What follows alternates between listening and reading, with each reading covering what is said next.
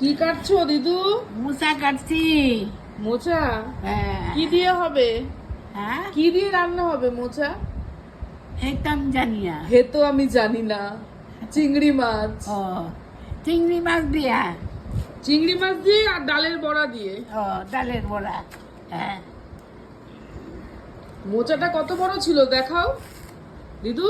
মোচাটা কত বড় ছিল?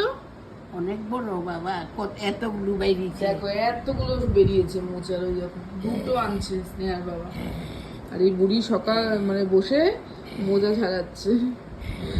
কালকে হবে অ্যাকচুয়ালি মোচাটা, উনি আজকে গিয়েছে ছাড়াতে ওনাকে। দেখি কুচি কুচি করে কাটছো? হ্যাঁ।